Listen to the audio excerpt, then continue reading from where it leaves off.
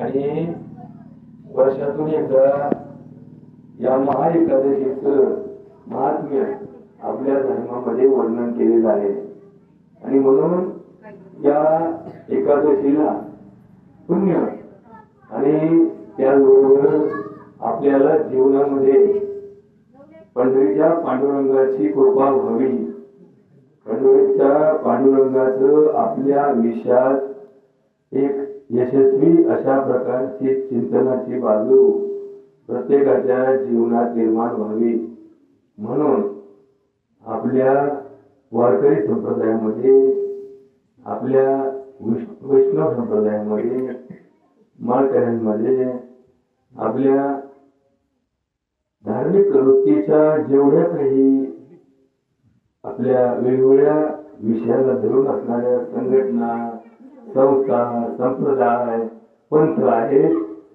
त्या सगळ्यांच्या वतीनं आज महाएकादशीचं पर्व पूर्ण जगभर साजरं केलं जातं आणि असंच हे एकादशीचं पर्व आपल्या गणेशवाडी येथील पवित्र हनुमान मंदिरामध्ये स्थापित असणाऱ्या विठ्ठल रुक्मिणीच्या मंदिराच्या प्रांगणामध्ये आपण सगळेजण आज जमलेलो आहोत.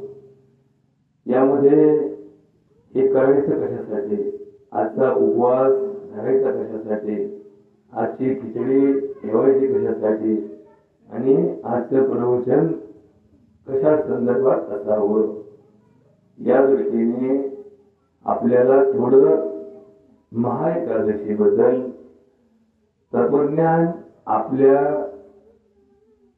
शास्त्रामध्ये, ज्ञानेश्वरीमध्ये, तुकारामाच्या गाथेमध्ये आपण नेहमी भजन ऐकतो, भजन गातो आणि या भजनांच्या माध्यमातून आपल्याला प्रेरणा मिळत जाते, उत्साह वाटतो, ऊर्जा मिळते आणि हजारो किलोमीटर, शेकडो मैल वारकरी आपले संसार सोडून, आपले कुटुंबातील महत्वाची कामं सोडून पंढरपूरच्या दिशेने येत असतात आणि या पंढरीच्या वाटेने जेव्हा ही पायीवारी चालते तेव्हा हे सगळं जग आश्चर्याने पाहतं आणि आनंदाने हा सोहळा जेव्हा डोळ्याचं पारणं भेटणारा अशा प्रकारचा नेत्रदीपक सोहळा, मग ते वाकडीचं रिंगण असू द्या किंवा पुण्यामध्ये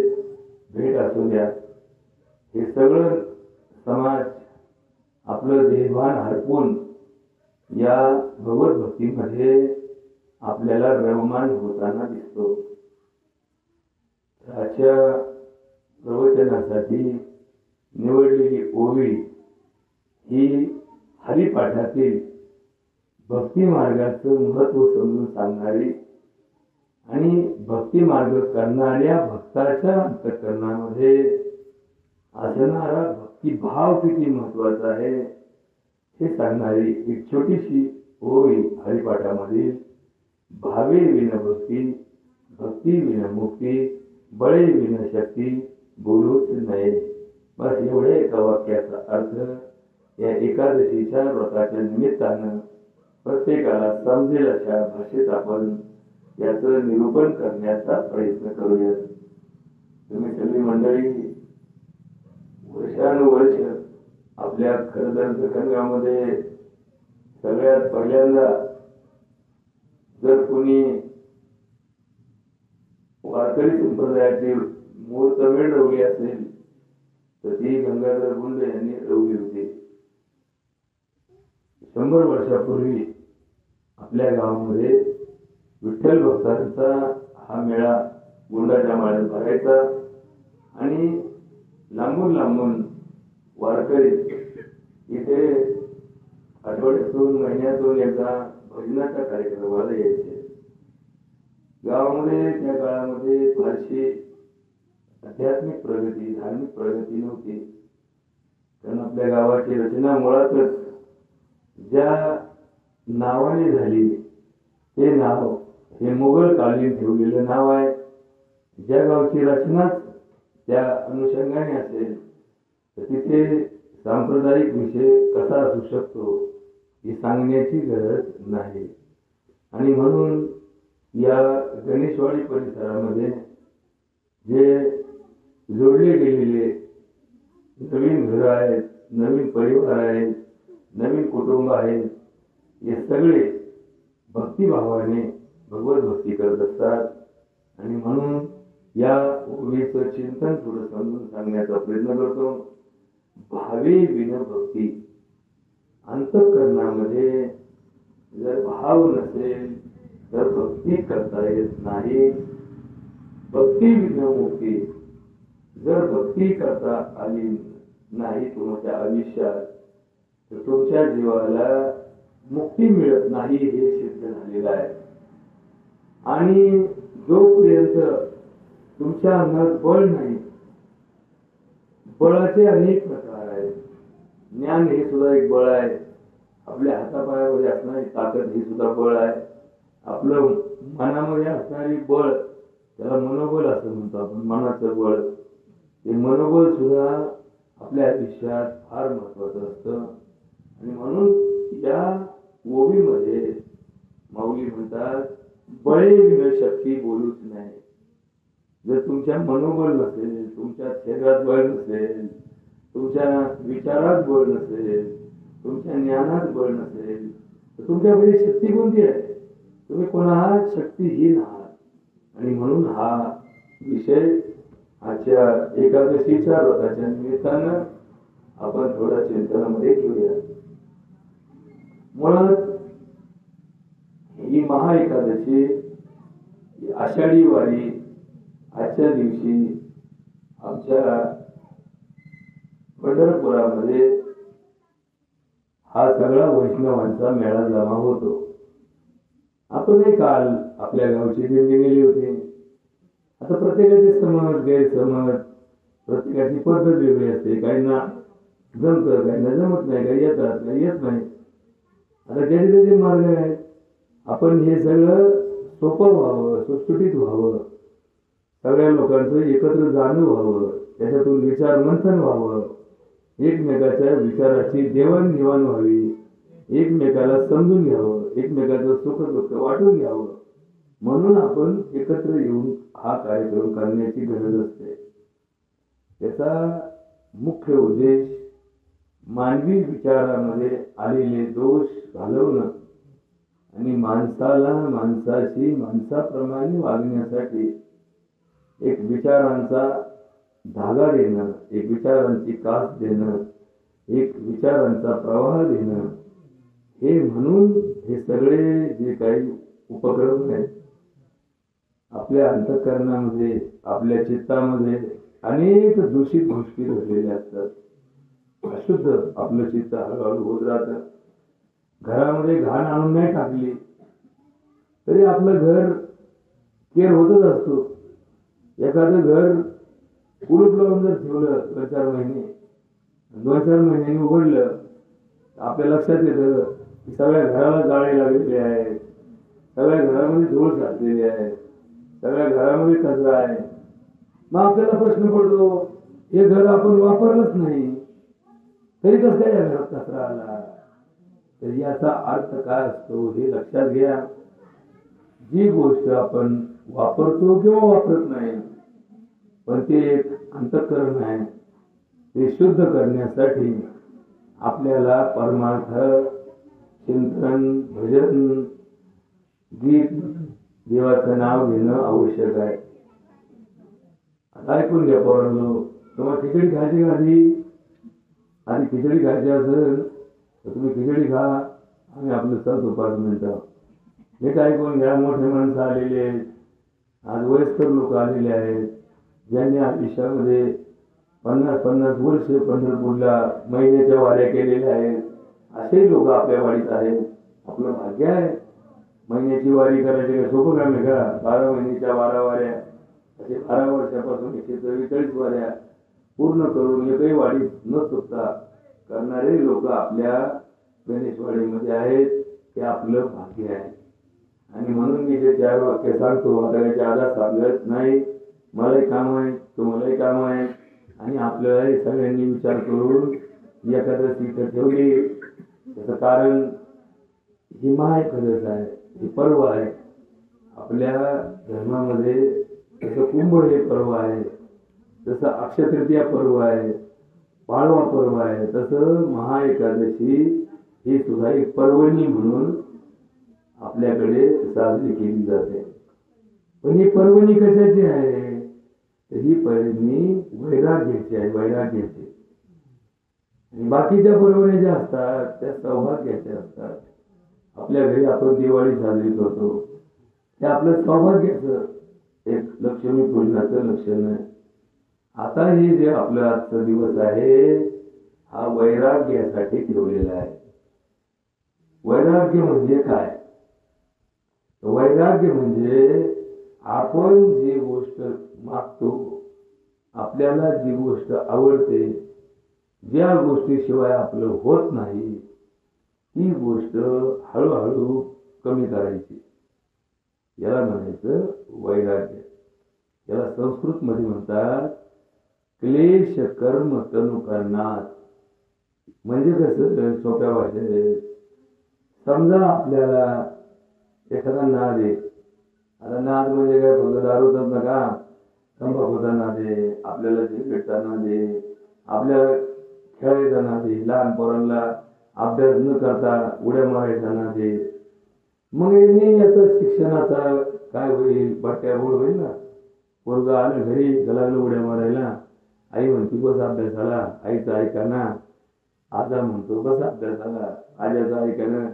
पोरगं चाललं बोंबलं फिरायला. हे काय झालं? चुकीचं वागणं झालं. मग याला चुकीच्या वागण्यापासून तुम्ही किती धाक लावला, तुम्ही याला किती शिक्षा केली, तुम्ही याला किती छडीने मारलं, त्याच्या पाठीत धाबाटे मारले, तरी पोरगं सुधरत नाही. उलट उलट काय होतं माहिती का? ते पोरगं कोडगं होत चालतं. कोडगं म्हणजे काय? त्याला मारलं गेलं ना, रोजच मारी देत, त्याला काय त्याचं वाटत नाही. मग ते सुधारण्यासाठी आपण मारतो, पण त्याचे परिणाम असे होतात ते सुधरत तर नाही, उलट ते हळूहळू काय करतं, गोरकायला लागतं आणि मग त्याचे फायदे कमी आणि त्रुटीचे आजार होतात. तसं आपल्या आयुष्यामध्ये आपल्या काही चुकीच्या संघामुळं, आता बघा बरं, चुकीचा संघ म्हणजे काय? संघ म्हणजे विषय. आपला एखाद्या विषयाशी संबंध आला, काही लोकांना त्या विषयात वाहून जाण्याची सवय असते. उदाहरण म्हणजे काय? समजा मी डॉक्टर आहे, तर मी दवाखान्यामध्ये वाहून घेतलं. मला रात्री कळणार, दिवसही कळणार, भूकही कळणार, ताणही कळणार, 24 तास आपलं तेच तेच तेच तेच. ठीक आहे, त्यांनी काय होईल? त्यांनी एक सेवा घडेल. पण ते म्हणजे जीवन आहे का? तेवढं एकच विषय म्हणजे संसाराच्या सगळ्यांनी विचार आहे का? नाही. एखादा शेतकरी असतो, तो शेतकरी कोणाच्या लागण्याला जात नाही, कोणाच्या दाव्याला जात नाही. उठला काय वावरत, उठला का वावरत, उठला का वावरत. का हो तुम्ही दावे घालून आले? नाही, आपलं काय काम नाही आहे ते साधारण लोक. मग लोक असतात आपले काय गेले, आपण गेलो काय नाही गेलो काय, कोणाच्या लागण्याला नाही. त्याला म्हणलं की लागण्याला काय नाही, माझं काम बुडून ना, माझं काम बुडून ना.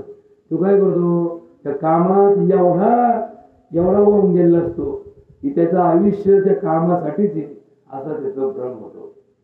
एखाद्या बाईला तिच्या संसारामध्ये, कुटुंबामध्ये एवढ्या प्रमाणात ती संसारात रममाण असते तर तिला ते संसार सोडून दुसरी कोणतीच गोष्ट जगातली अप्रूप वाटत नाही.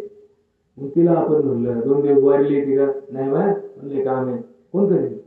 तिला म्हणलं का चला आपण भजन म्हणू, भजन तुम्ही करा, मी तरी जमले आता हे झोपू दे.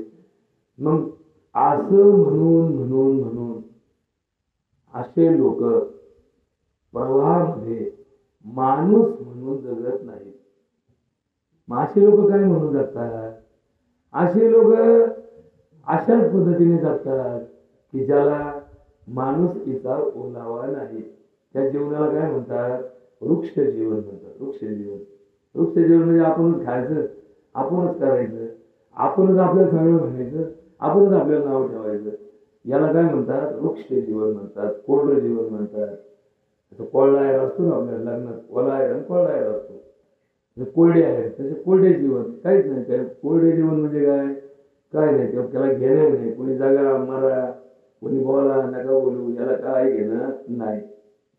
तर हेच जीवन जरी त्या माणसाला त्याला असं वाटत असलं की आपण बरोबर आहे, पण या जीवनाला सहजीवन म्हणत नाही. मग विठू माऊली कोण आहे?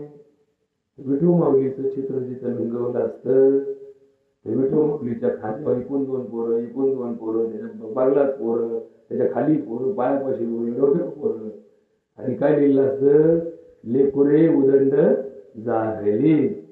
आता म्हणजे काय, एवढे पोरं जाते पांडुरंगाला? अर्थ काय याचा? याचा अर्थ ह्या समाजात जेवढे लोक राहतात त्यांचा विचार करून जगा. त्यांचं सुखदुःख सांभाळणं ही आपली जबाबदारी आहे, हे लक्षात ठेवा बरं का. दुसऱ्याचं सुख, दुसऱ्याचं दुःख हे आपलं समजून आपण जगलो तर आपली वाडी एक आदर्श होईल, आपली गल्ली आदर्श होईल, आपला चौक आदर्श होईल. काही नाही तर किमान आपलं घर आदर्श होईल. घर रंगवून, घराला ऑइल पेंट देऊन, घराला लष्करचा कलर देऊन, घराला माडी बांधून, घराला कंपाऊंड करून घर आदर्श होत नाही. घर असावे घरासारखे नकोच नुसत्या भिंती. नुसत्या भिंतीचं घर असलं तर त्याला लोकांनी प्रसन्नता म्हणण्याजोगं नसतं. मग घराचं घर पण कशाचे? घरात सासूची जागा, सासूच्या जागेवर सासूचा आदर व्हायला पाहिजे. सुनाच्या जागेवर सुनालाही मान भेटला पाहिजे. नाहीतर सासू आदर करून घेते आणि सुनाला रात्रंदिवस घोडीला देते. त्या सासूची किंमत किती दिवस राहील? 4 महिने, 6 महिने, 8 महिने. लोक म्हणजे आमची सासू काय जोडे, एकदा का तिला डिग्री मिळाली जोडे, मग ते परत सुना विश्वभर मिळी जरी मिळत नाही ते बरं झाले, आमची बॅच गेली. मग अशी जी आपल्या मनामध्ये असणारी वृक्ष भावना आहे, ती वृक्ष भावना कमी करण्यासाठी उपाय काय? वडिलाचं पोरावर प्रेम आहे, पण पोरग बापाचं ऐकत नाही, पोरग आज्याचं ऐकत नाही, पोरग आपल्या डोक्याने चालत आहे. बापाचं आयुष्य गेलं, एक पिढी गेली, पण पोरग म्हणतं तुला काही कळत नाही. आज्यालाही म्हणतो तू तर येडाच आहे. असं जर वागणं असेल त्या घरात शांतता नसते, त्या घरात प्रसन्नता नसते, त्या घरात सुख नाही, त्या घरात शांती नाही. मग त्या घरात आहे काय? त्या घरात नुसतं एखाद्या हॉस्टेलसारखं लोक राहतात. त्यांच्या आबोला 4 माणसं एकमेकाशी बोलत नाही.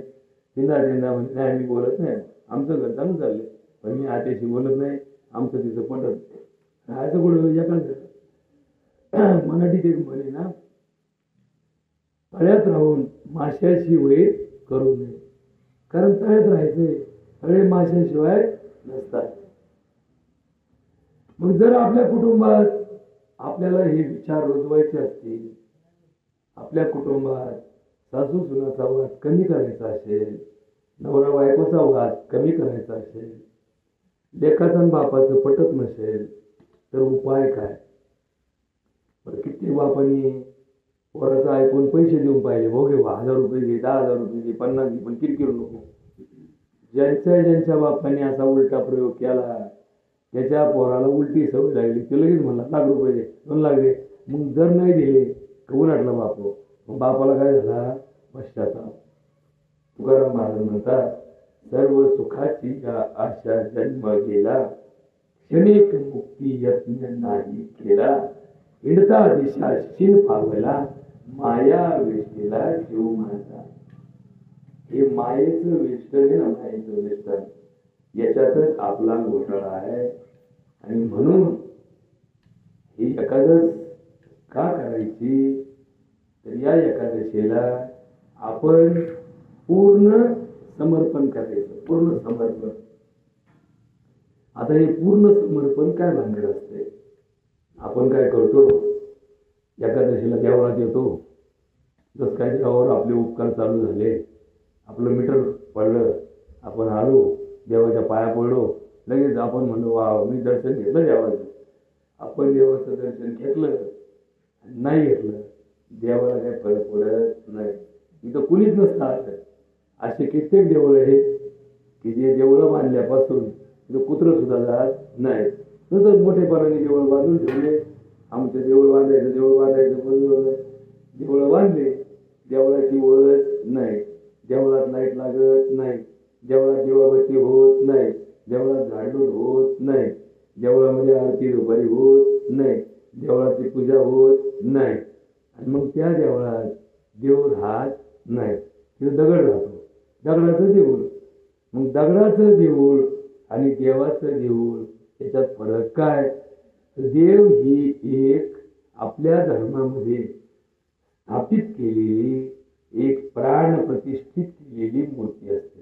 प्राण प्रतिष्ठा. तुम्ही बघितलं ना, एवढं धान्य आणलं, एवढी बांगणं आणले, एवढी होम घातले आपण, हे काय आपल्याला येड लागलं? त्याच्यापेक्षा बाळात पण सोपं व्हायचं. बाईच्या बाळात त्यापेक्षाही मोठ्याने प्रयोग करून आपण या मूर्त्या बसवल्या. त्याचं कारण काय? की आमच्या देवस्थानाला जागृती यावी. जागृत देवस्थान, पवित्र देवस्थान, पावन देवस्थान, नवसाला पावणारा मारुती, आमच्या भक्तांचा आपल्या मनोकामना पूर्ण करणारा आमचे हे मंदिर. अशा दृष्टीने आपण हे मंदिर 2 वर्षापूर्वी जीर्णोद्धारित केलं. आजच्या प्रवचनामध्ये या एकादशीला आपण समर्पण करायचं. समर्पण. आता समर्पण म्हणजे काय? समर्पण म्हणजे काय हे सांगताना तुकाराम महाराज एका अभंगामध्ये म्हणतात, संत समागमी धरावी आवडी, करावी तातडी परमार्थाची. तुका म्हणे इह लोकीच्या व्यवहारे, नका डोळे दुरे बरोनी राहो. याचा अर्थ असा आहे की आम्हाला संसारात पैसा गोड लागतो, पद गोड लागतं, प्रतिष्ठा गोड लागते, मान गोड लागतो, यश गोड लागतं, नफा गोड लागतो. आपल्याला या सगळ्या गोष्टीत गोडी निर्माण झाली की आपलं सौभाग्य जागं होतं. पण तुकाराम महाराज म्हणतात हे सगळं क्षणभंगूर आहे.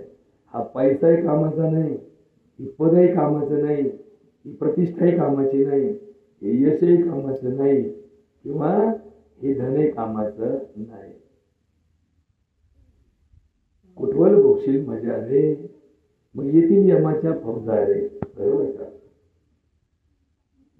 एका दोह्यामध्ये संत कबीर म्हणतो, इस तन धन की कौन बढ़ाई, देखत नहीं नो में मिट्टी मिलाई, अपने खातर महल बनाया, अभी जाकर जंगल सोया.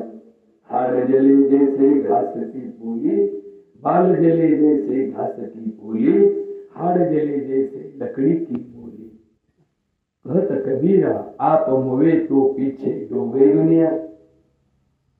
आपण जर थोडं आठवलं का जे जे गेले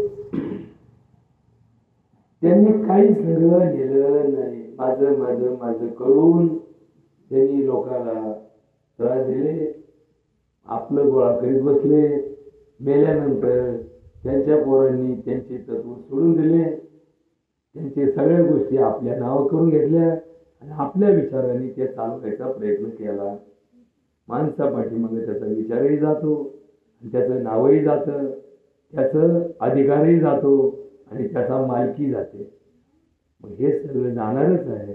नाशवंत देह जाणार सकळ, आयुष्य खातो काळ सावधान. जाणार आहे ना, तर मग हे फार महत्वाचं नाही. लय पैसा आहे म्हणून लय सुख आहे का? नाही. उलट ज्याच्याकडे लय पैसा आहे तो सगळ्यात जास्त दुःखी आहे. लय मोठा लय पद आहे, तुम्हाला असं वाटतं का मी सरपंच म्हणजे लय सुखी आहे का? उलट मला तर असं वाटतं 2 वर्षापूर्वी लय सुखी होतो. आज मात्र प्रत्येकाची जबाबदारी 100% आपल्यावरती आहे आणि आपण त्या जबाबदारीला टाळू शकत नाही. मग एक माणूस किती जबाबदारी येतात?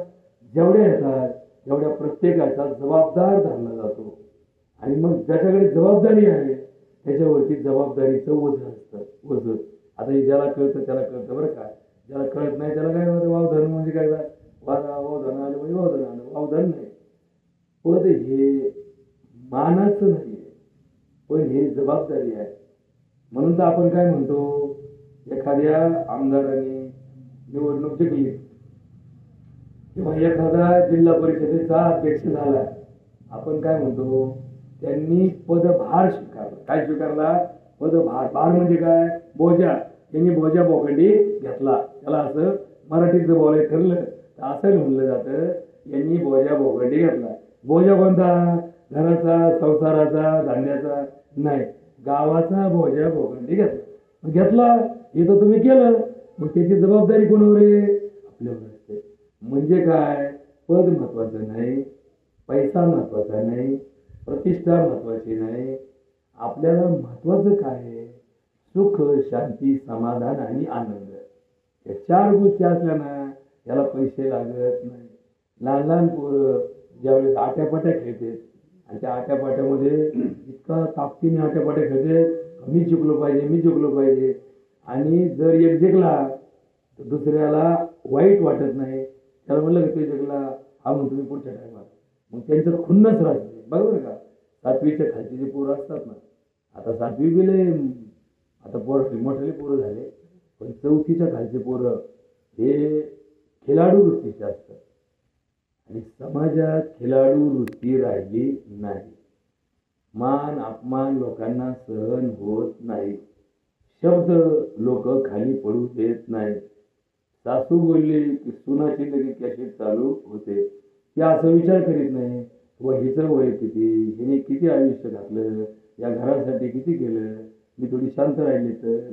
पण तिची कॅसेट लगेच अरे म्हटलं का कार्य चालू. बापाच्या पुढं पोरग पहिलं बोलत नसायचं, उभं नसायचं राहत. आम्ही पाहिलं आपल्या गावामध्ये असे काही जुने कारभारी होते, तर त्यांच्या पुढं गावाची हिंमत नव्हती बोलायची की मला. आता तर त्यांचीच हिंमत नाही गावात यायची. अशी परिस्थिती नवीन पिढीमध्ये निर्माण झाली. मग हे काय झालं? हा सगळा व्यवहार चुकत चालला. व्यवहार चुकत चालला म्हणून परमार्थ आटत चालला. परमार्थ वाढवा, व्यवहार जाग्यावर येईल. मग परमार्थ कसा वाढवायचा? नुसते खिचड्या खाऊन परमार्थ वाढून का? नाही. खिचडी हे निमित्त आहे. कशाचं निमित्त आहे? या जमलेल्या समाजाला, या प्रबोधनाच्या विषयाला संपल्यानंतर कुठेतरी एक प्रसाद रूपाने मिळावं. या प्रसादाचं महत्व आपल्या धर्मामध्ये फार मोठं आहे. जो प्रसाद घेतो तो प्रसन्न होतो. भगवद्गीतेमध्ये भगवान कृष्ण सांगतात, प्रसादे सर्व दुःखानां हानी यस्य उपजायते प्रसन्न चेतसा आयु बुद्धिर एव अवतिष्ठते. म्हणजे काय? प्रसादाने बुद्धी जाग्यावर राहते. भंजाळ्यावाली लोक करीत नाही, बुद्धिभेद करीत नाही. प्रसादामुळे अंतःकरण प्रसन्न राहतं, माणूस खुश होतो. एक चमचाभर. आता तुम्हाला एक उदाहरण सांगतो. कालच बरं का, काल आपली दिंडी पंढरपूरला गेली. एकूण 351 लोक आपल्या दिंडीमध्ये होते. दखन गावातून 2 गाड्या, हिंगणगावातून गाड्या, नगरमधून पाईपलाईन मधून गाड्या, केडगावातून गाड्या आपल्या गेल्या. आपल्या वाडीचे 4-5 होते, गावातले 10-15 होते. काही म्हणले कशाला दादा, आपण आपली गाडी करून जाऊ, आपलं काय त्यांच्या अंडर. आता अंडर आणि फिल्डर काय हे कोणाचं नसतं. पण विचारांमध्ये बुद्धिभेद कसा असतो, परमार्थामध्ये हे कळत नाही माणसाला की जनसमुदाय जितका जास्त तितका भक्ती मार्ग जास्त. म्हणजे समजा एका देवळात 50 लोक आरतीला आहेत, एका देवळात 500 लोक आरतीला आहेत. तर 500 लोकांमध्ये जी आरती होते ना, ती 50 लोकांमध्ये होणाऱ्या आरतीच्या अधिक पट माणसाचं चित्त शुद्ध करते. जितका मेळा मोठा तितका प्रसन्नता जास्त. म्हणून तो कुंभामध्ये, कुंभ म्हणजे 12 वर्षातून येणारा कुंभमेळा, त्या कुंभमेळ्यामध्ये लाखो भाविक येतात आणि एकाच वेळेस या पवित्र तीर्थामध्ये स्नान करतात. आता हे पूर्वी फार आनंदायी, सुंदर आणि एकमेकाला आदर करणारं होतं. आता त्या कुंभातही तुम्ही बघितलं असेल कदाचित, हे आखाडेवाले जे साधू असते, ते साधू डोक्याला लागले करायला लागले, ते तलवारी घेतात काय, माझा पहिला मान. पहिले लोक पोळ्याच्या बैलापासून भांडायचे. भांडण काय, तर माझा बैल पहिला. आणि भांडण काय, तर म्हणले माझा गेल्या टायमाला पहिला होता, आता तुझा कस काय पहिला. या भांडणापायी माणसाने माणसाचे डोके फोडले, खून पाडले. काय निमित्त, तर बैलांचं. बैल तर कोणाचे भांडलेले, बैलांना माहित बी नाही का आपला मान चालू आहे. बैलांना हे बी माहित नाही. बैलांना एवढं माहिती, कालही चापकाचे फटके खाल्ले, उद्याही चापकाचेच फटके खायचे. आजचा दिवस कुणी काही माहिती भाऊ, आज एवढी सुट्टी कसं काय भेटली आपल्याला, त्याला बिचारायला काही माहीत नसतं. पण आपला इगो, आपला अहंकार आपल्याला जाळत असतो. हे सगळं काय सांगतो तुम्हाला मी. मग आमच्या दिल्लीत गेलो, मग आम्हाला पंचायत पडली, हो एवढे लोक हे जेवणार कसे, खाणार कसे. बरोबर, किती बारीक विचार कर बरं गुरुजी. आता तुम्हाला जे सांगतो स्टोरी, त्या सत्य स्टोरी, भाऊ पण इथे सत्य स्टोरी सांगतो. मी म्हणलं मी थोडं डोकं लावायचं प्रयत्न, डोक्यात थोडासा मी कधी कधी लावतो. त्या दिवशी लग्नाला गेलो, कांदे करायच्या, तिथे भाऊ कदम भेटला. भाऊला म्हणलं, भाऊ सोमवारी संध्याकाळी किती लग्न आहे तुला. ते म्हणलं 4 लग्न आहे. तुला वाटतं का सगळ्या लग्नाचं मटेरियल खपतं. एक काम करशील का, तुम्हाला जेवढं मटेरियल वरशील सोमवारी संध्याकाळचं, तेवढं सगळं मटेरियल दे, मी आपल्या गाडीत घेऊन जाईल आणि मंगळवारी सकाळची पंगत आमची 12 वाजता बसन. त्याला काय हरकत नाही. मग त्यांनी नंतर मला 4 तासांनी भाऊ कदमनी फोन केला. मला म्हणले, डॉक्टर साहेब हे कुठाने करण्यापेक्षा मीच पंगत देतो तुम्हाला. अरे म्हणलं भाऊ कशाला काम घेतो. नाही ना, मला आमच्यासारख्याला सुद्धा कधी पुण्य भेटायचं बरोबर का. आणि मग त्या भाऊ कदमनी मला काय वाटलं, दिन काय तरी. त्या भाऊ कदमनी एवढा भारी स्वयंपाक केला ना, एवढा भारी स्वयंपाक आजपर्यंत त्यांनी कधी स्वतः केला नसेल. स्वतः पहाटे 4ला उठला, आंघोळ पांघोळ करून सोळ्यात स्वयंपाक केला. हे असे भारी गुलाबजामुन तोंडात टाकले तरी हे घालायचे. त्यांनी 400 माणसाचा स्वयंपाक करून पॅक करून सकाळी 7ला ठेवला. मला म्हणलं, डॉक्टर साहेब गाडीत घालून घेऊन जा बिंदास तुम्ही आणि एकदम आनंदात राहा म्हणला. मग आता मी म्हणलं आपल्याकडे स्वयंपाक झाला, मग आता आपली पाण्याची काय व्यवस्था आहे. मग आपली किंवा आपल्या गावचा मुन्नीचा जावई 70 भाई, त्याची पोरगी दिली करमळे. बघा बरं का, म्हणजे जात पात धर्म पंथ काही नसतं. मग तिला मी फोन केला. अरे म्हणलं बेटी काय, तुझी करमळे मीची. अरे म्हणलं अरे आपली गाव की पुरी गाव आ आहे आणि आपल्या गावाच्या लोकांचं जेवण आहे. म्हणलं तिथं आमची एक अडचण आहे. म्हणलं आम्हाला तिथे प्यायला पाणी. अहो ते म्हणले आमच्या शेजारी जारचं दुकाने, तुम्हाला लागेल तेवढी जार आम्ही आणून देतो. आता मी म्हणलं एकच गाव आहे ना, जार आपल्याला पाहिजे तिथं. म्हणजे आपली डोक्याचं प्लॅन याला आम्ही जायच्या तिथं जार गाडी उभी करून हजर. त्या गाडीतले जार, ती छोटी गाडी, आमच्या मोठ्या गाडीमध्ये हे सगळे भांडे, आणि ते भांड्यामध्ये सगळं एवढे जडजड 10 माणसाला उचलत तर एवढं लिकत आहे. आणि मग ती गाडी देवळाच्या बाहेर उभी गेली. आत भांडे न्यायचे कसे. मग तेव्हा काय खूप फिकर करते. त्यांनी लगेच ड्रम खाली काढले, तर लगेच ते बारका छोटा टेम्पो लावला, लगेच त्यात भांडे घातले, लगेच आतमध्ये स्वयंपाक न्याला. ते स्वयंपाक एवढा पॅक होता, आम्हाला त्यात काय काय होतं तेच माहीत नव्हतं. आम्हाला वाटलं असेल शिवाय सांबत आपला धोपट मार्ग. तर मग तिथं आम्ही जेव्हा जेवायला बसलो, आमचे जवळजवळ 400-450 लोक त्या देवीच्या पटांगण माळावरती असे एकाच लाईनी सगळे बसवले. आणि तुम्हाला काय सांगू, त्या लोकांना इतका स्वयंपाक आवडला शहरी लोकांना. अहो ते म्हणले आचार्य आहे तरी कोण असं म्हणले. अहो मी म्हणलं इतका भारी माणूस आहे म्हणलं, आमच्या खेड्यातला आहे पण त्याचं सर. ते म्हणले अहो आम्ही लय केटरिंग पाहिले, काय आनंद आहे म्हणले, किती आस्वाद आहे बघा बरं का पुढं. आणि मग त्यांनी ते पाणी आणलं, ते पाणी वाटायचं, लोकांना वाटायचं एकच करतोय बरोबर का. कधी कधी माणसाचे विचार चुकीचे असतात. माणसं कधी चुकत नाही, विचार चुकतात म्हणून माणसं चुकतात. ते म्हणायचं अजून घ्यायच्या आपल्या इथे 2 मला माहिती काय पाणी वाया घालता, काय पाणी. आता हे पैसे द्यायचं असलं तर आपण वाया घालीत नाही, आणि पैसे नसल्यावर मग तर हात धुवायला पाणी वापरायचो. आणि मग असं करीत करीत करीत ते सगळं झालं. मी त्या पाहुण्याला म्हणलं तुम्ही जेवण तर करायला होता. ते म्हणले जेवण नाही. त्यांनी लगेच तिथून शाल आणली, त्या मुस्लिम समाजाच्या माणसांनी शाल आणली, बुक्का आणला आणि हार आणला. नाही म्हणले डॉक्टर तुमचा सत्कार करायचा, तुम्ही आमच्या गावात आले. मला माझा कसा सत्कार करता, उलट आम्ही तुमचा करावा ना, तुम्ही आम्हाला एवढी सोय करून दिली बरोबर. आणि मग त्यांनी सत्कार ठेवला. मग ते सगळे जेवले. मग त्यांच्या घरी आम्ही वाढवून दिलं त्यांना.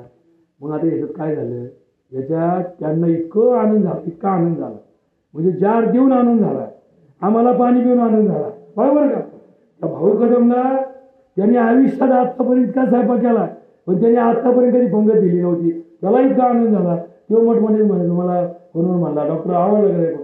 अरे म्हणलं बाबा हे लोकांची बोल. ते लोक सगळे म्हणायचे, अहो आचार्य साहेब आमच्या पोरीच्या लागण्याची सुपारी 100% तुम्हाला, बरोबर का. म्हणजे परमार्थात की ताकद आहे बघा. आणि मग आम्ही पुढे पंढरपूरला गेलो, सगळ्या बायांकडे डबे होते. आता मी तीनदा विचार करायचो, डबे आणू नका म्हणलं तरी तुम्ही काय आणले. मग संध्याकाळची पंगत, मग आम्ही ठरवलं कोणाकडे जायचंच नाही. वाळवंटामध्ये मस्त सगळेजण बसले, अंगत पंगत केली, सगळे डबे काढले, सगळ्यांनी वाटून घेतले आणि जेवण केलं. आता मला एक रोख राहिले होते, म्हणलं यांना आपण रात्रीचं जेवण दिलंच नाही, उद्या दिंडी जर घरी गेली ते म्हणले रात्री डॉक्टरने उपाशी मारलं तर मग आपलं हे बट्टा जायचा नाही. मग काय करावं अख्खं पंढरपूर घेतो. एका ठिकाणी पांडुरंगाच्या मंदिराच्या शेजारी एक जण म्हणला, मी तुम्हाला खिचडीचा म्हणजे तांदळाच्या खिचडीचा प्रसाद देईन भाऊ, पण तुम्हाला द्रोणच प्रसाद घ्यावा लागेल, इथं जागा कमी असती, म्हणलं कर बाबा. आणि मग त्यांनी ताबडतोब 15 मिनिटात खिचडी तयार केली, द्रोण आणले, 4-5 द्रोण आणले आणि सगळ्याला वाटायला चालू केले. आणि मग पांडुरंगाचं दर्शन झालं, आपण जसे द्रोणात खिचडी वाटतो तशी ती तांदळाची खिचडी द्रोणात वाटली. आणि त्यांना मला वाटलं याचं काय, आता आकडा काय होईल, बिल काय होईल. म्हणलं बिलाचं नंतर बघू, किमान पांडुरंगाच्या दारात प्रसाद झाला. आणि मग नंतर त्या माणसाला मी म्हणलं पैसे किती यायचे. अहो तुम्हाला काय ते पैसे म्हणला, आमचं भाग्य किती म्हणला, आम्ही एक भरले कमावले म्हणला. एक दिंडी आणि ते पण एवढे मोठे हुशार लोक.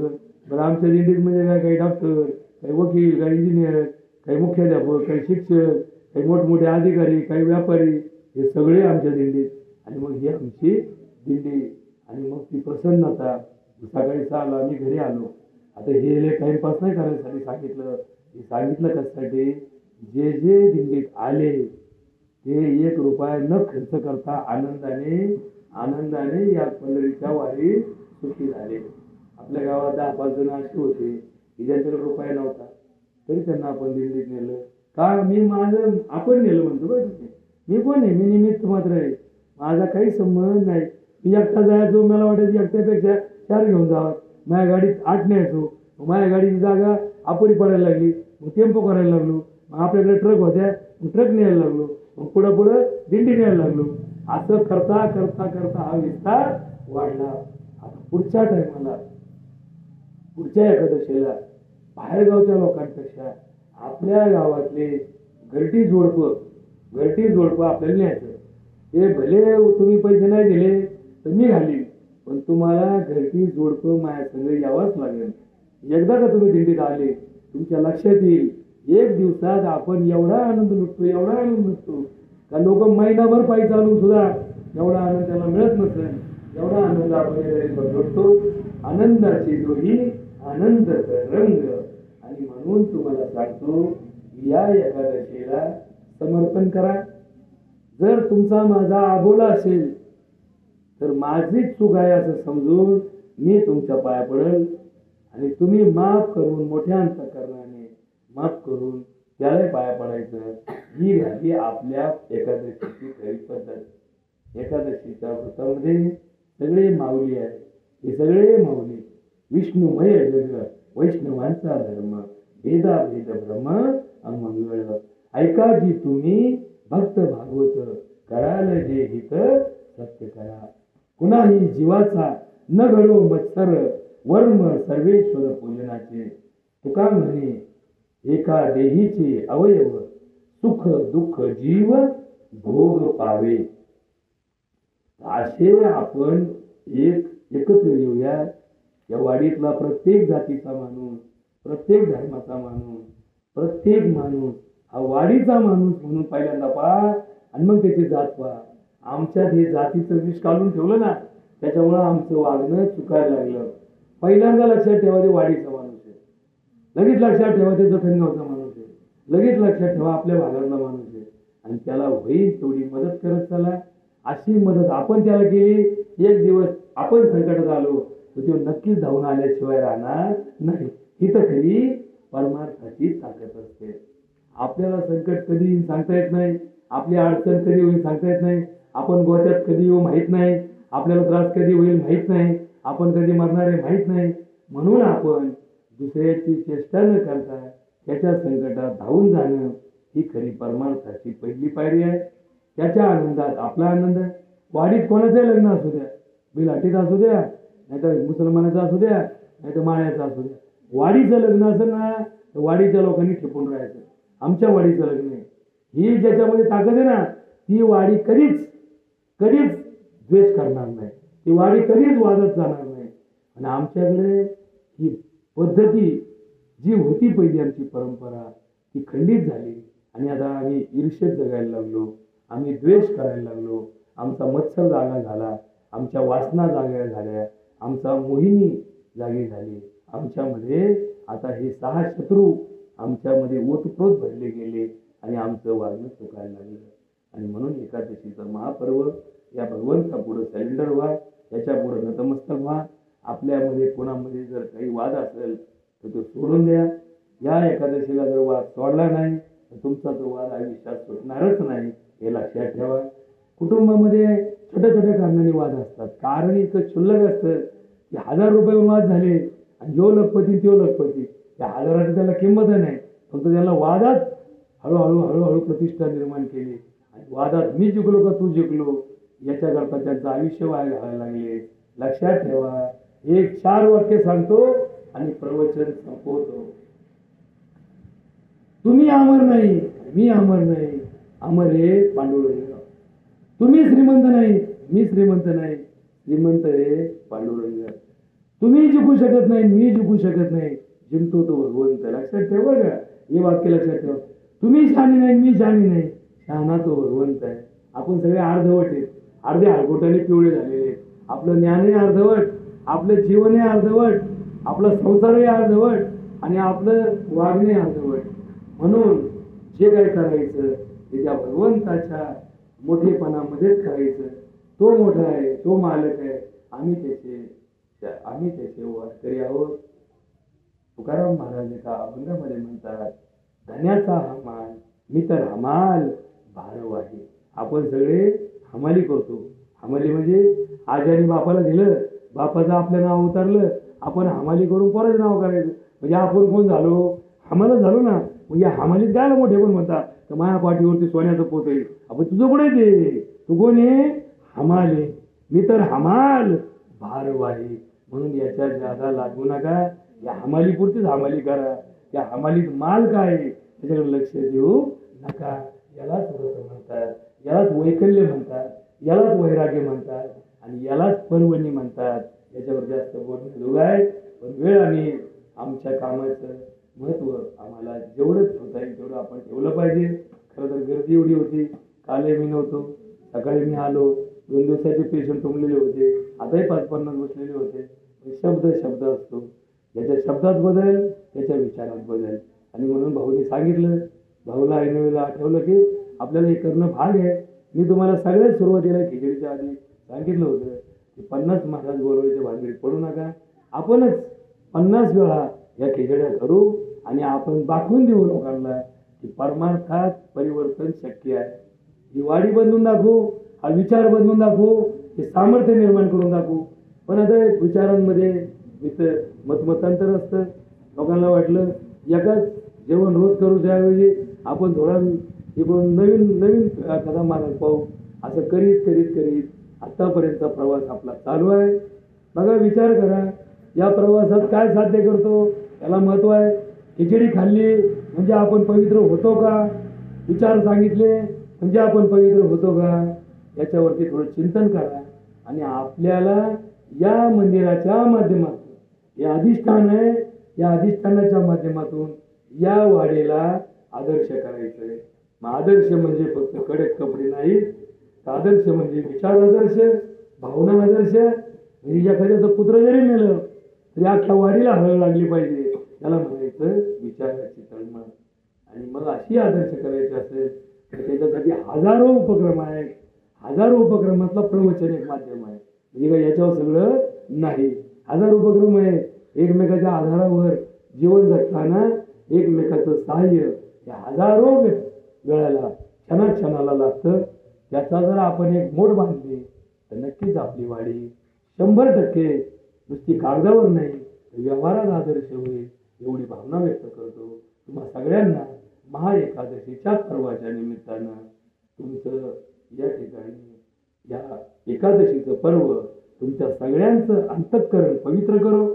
तुमच्या मनामध्ये चांगले विचार रुजव आणि तुमच्या मनात असणारे वाईट विचार तुमच्यापासून कोसो दूर जावं हीच आमच्या पंढरीच्या पांडुरंगाचरणी भगवान परमात्म्याचरणी प्रार्थना करतो आणि सेवाला पूर्ण विराम देतो. बोला पुंडलिक वरदे हरिविठ्ठल श्री ज्ञानदेव पंढरीनाथ माऊली ज्ञानी जगद्गुरु तुकाराम सब साधु सज्जन की आणि आदर्श गणेशवाडी की